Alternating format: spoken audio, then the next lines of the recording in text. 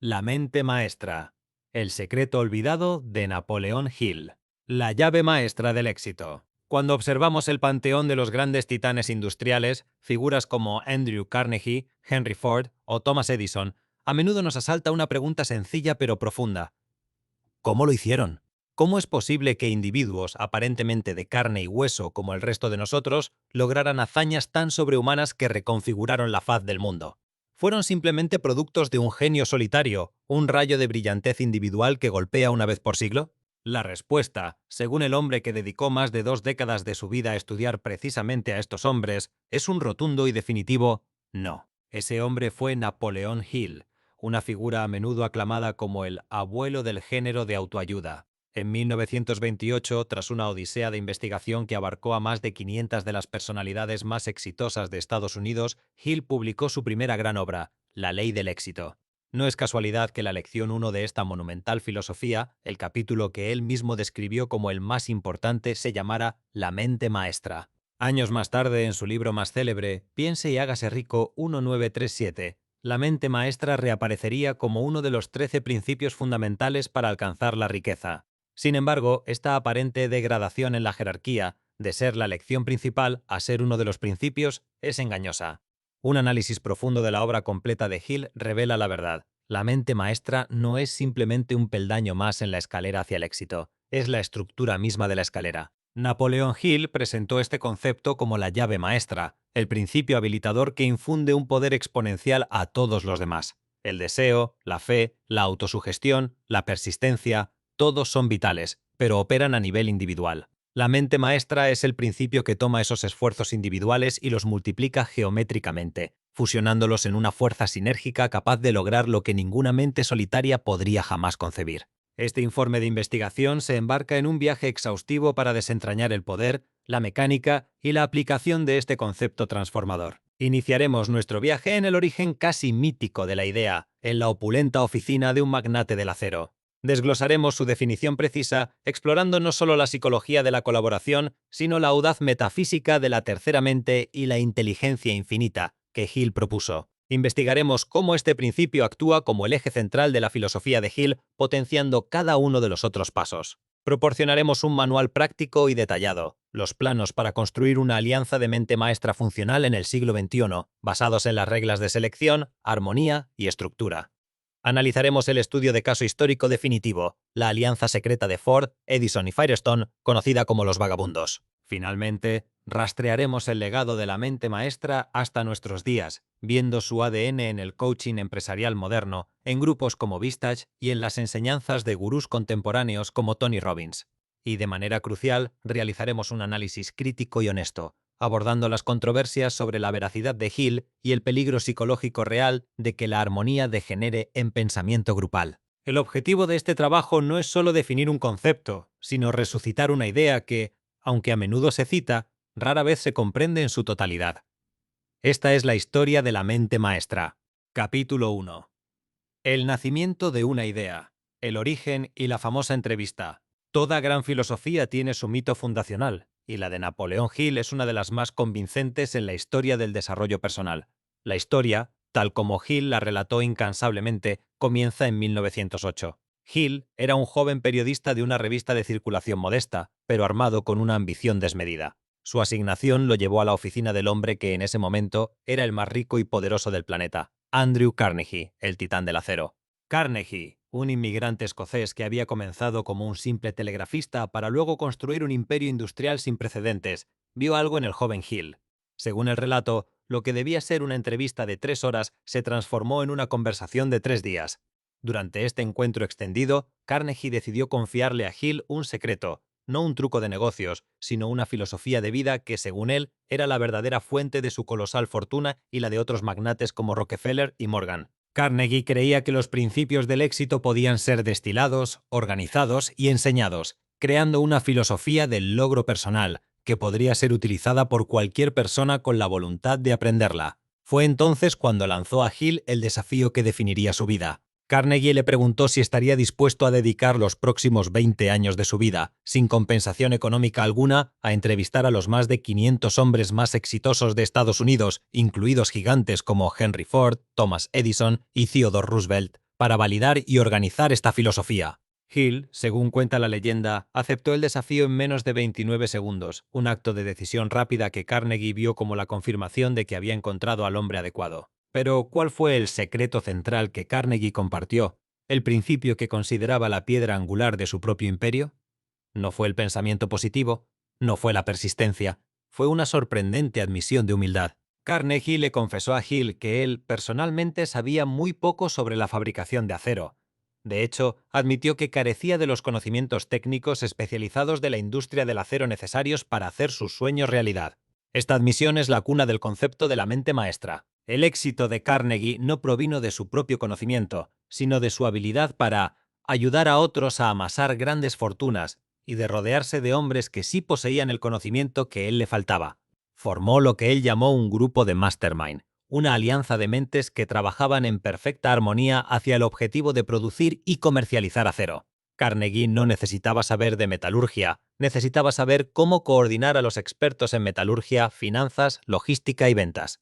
Esta revelación es la verdadera causa del nacimiento del principio. La mente maestra no es un acto de ego, no es una reunión de genios que se felicitan mutuamente. Paradójicamente nace del reconocimiento pragmático de la propia ignorancia. Es la conclusión lógica de que ningún individuo, sin importar cuán brillante o determinado sea, puede competir con una alianza coordinada de mentes enfocadas.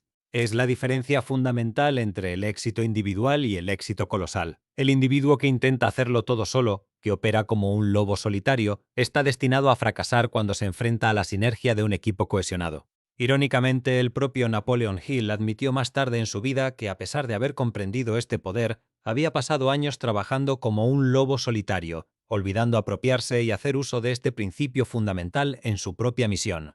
Esta confesión subraya la naturaleza contraintuitiva del concepto. Nuestro ego anhela el crédito individual, y la idea de que nuestro mayor éxito depende de la cooperación armoniosa con otros es una lección difícil de internalizar. La tarea que Carnegie le encomendó a Hill no era solo identificar a los hombres exitosos, sino descubrir cómo aprovechaban este poder colectivo. El resultado de esa investigación de 20 años fue la ley del éxito, y la mente maestra fue su primera y más importante lección. Capítulo 2. ¿Qué es exactamente la mente maestra? La definición central. Después de 2 décadas de entrevistar a los industriales, inventores, presidentes y financieros más prominentes de su tiempo, Napoleon Hill se propuso destilar el secreto de Carnegie en una definición precisa. Aunque el concepto evolucionó sutilmente entre su primera publicación en La Ley del Éxito 1928 y su obra magna Piense y hágase rico 1937, la definición canónica y más completa que ofrece es la siguiente: la coordinación de conocimiento y esfuerzo en un espíritu de armonía entre 2 o más personas para el logro de un propósito definido. A primera vista, la definición parece sencilla, casi una descripción de un buen trabajo en equipo. Sin embargo, para Hill, cada una de estas palabras tiene un peso filosófico específico. Para comprender verdaderamente el poder de la mente maestra, debemos diseccionar esta frase y analizar sus componentes fundamentales. El desglose analítico de la definición. 1. 2 o más personas. Este es el punto de partida ineludible. El poder de la mente maestra no puede, por definición, ser generado por un individuo. Es el primer principio de la filosofía de Hill que saca al individuo de su propia cabeza y lo obliga a la colaboración.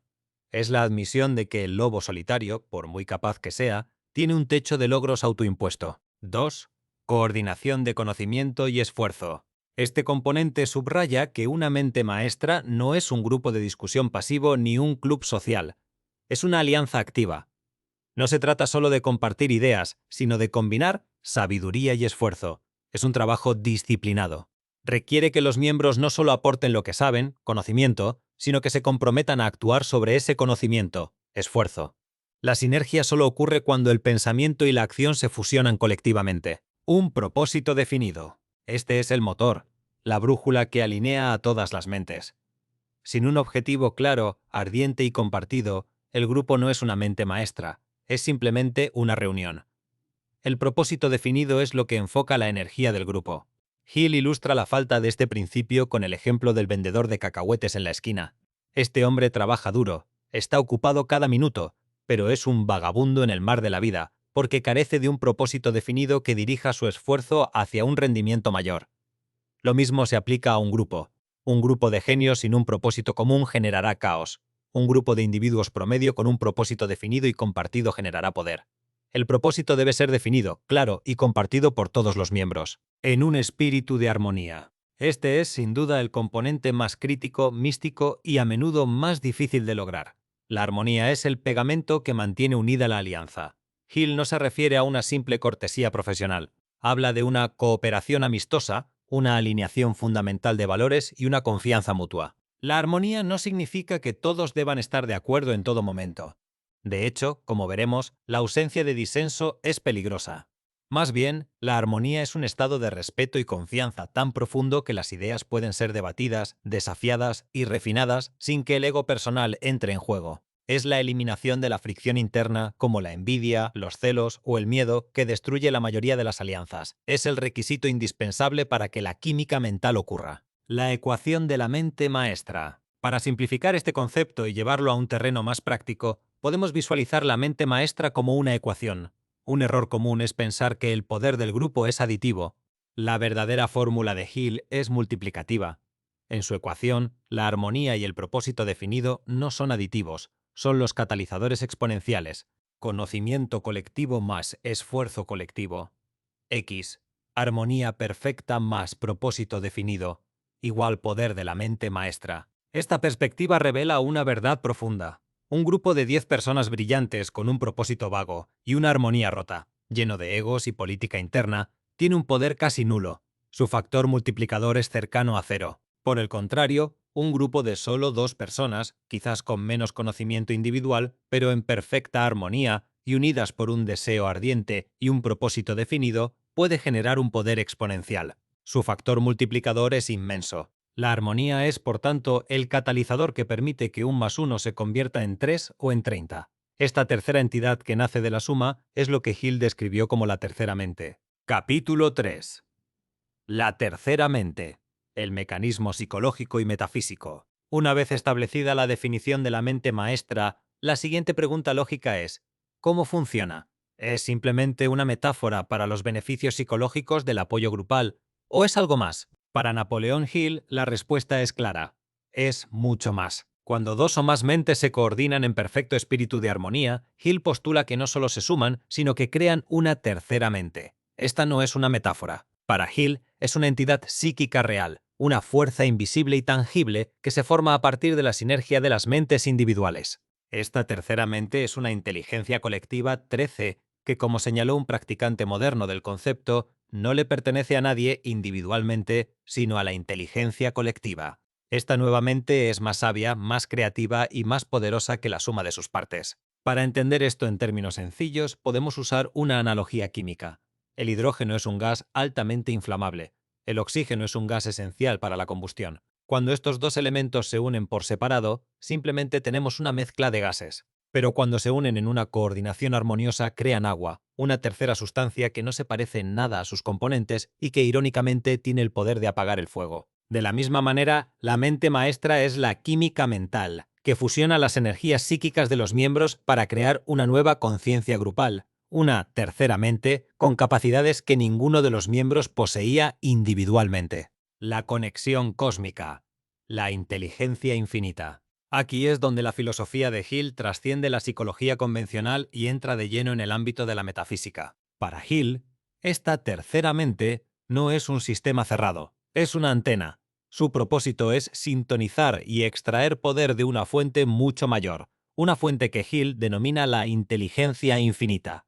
En sus discursos y escritos, Hill usaba este término de forma intercambiable con otros como Dios, creador, operador o legislador. Hill creía que esta inteligencia infinita impregna todo el universo y que todo individuo tiene el privilegio de apropiarse de este poder. El problema es que la mente individual es como una pequeña batería con una capacidad de recepción limitada. La tercera mente de una alianza mastermind, sin embargo, actúa como una vasta estación receptora. Pero, ¿cuál es el mecanismo exacto de esta sintonización? ¿Cómo se conecta la tercera mente a esta fuente cósmica? La respuesta de Hill se encuentra en una facultad específica de la mente humana, el subconsciente. El subconsciente, la puerta de enlace. Según Hill, la mente consciente, nuestro pensamiento racional, es ruidosa y está llena de dudas y miedos. no puede percibir la inteligencia infinita. Sin embargo, afirma que el subconsciente es lo único que puede percibir el poder de la inteligencia infinita. El subconsciente actúa, por tanto, como la puerta de enlace o el guardián 9 entre la mente consciente finita y la inteligencia infinita. Esto nos lleva a una de las implicaciones más profundas de toda la filosofía de Hill. Si un individuo quiere alcanzar una meta, debe impresionar esa meta en su propio subconsciente. El método que Hill prescribe para esto es la autosugestión, la repetición de afirmaciones cargadas de emoción y fe. Ahora, consideremos esto en el contexto de un grupo. La mente maestra, al operar en un espíritu de armonía y fe compartida, se convierte en un acto de autosugestión colectiva.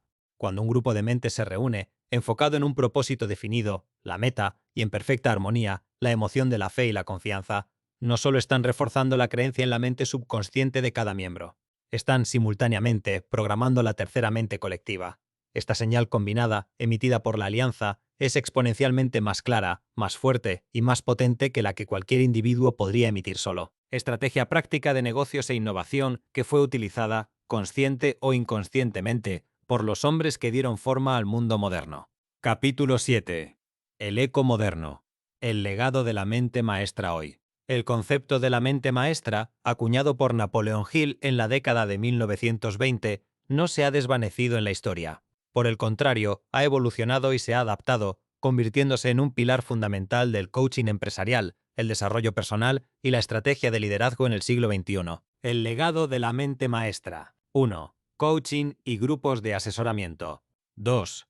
El pensamiento sistémico y la sinergia. 3. La importancia de la armonía. El concepto de la mente maestra sigue siendo una de las ideas más poderosas y a la vez más incomprendidas de la filosofía del éxito. No es una simple reunión de personas, sino una alquimia mental que, cuando se realiza con precisión y armonía, puede desbloquear un poder exponencial. Es la llave maestra que Hill prometió, una herramienta para la regeneración y el logro que sigue siendo tan relevante hoy como lo fue en la era de los titanes industriales. El poder de la mente maestra no reside en la suma de las partes, sino en la multiplicación de la energía mental que surge de la armonía y el propósito definido. Es la prueba de que el éxito colosal es, en esencia, un deporte de equipo.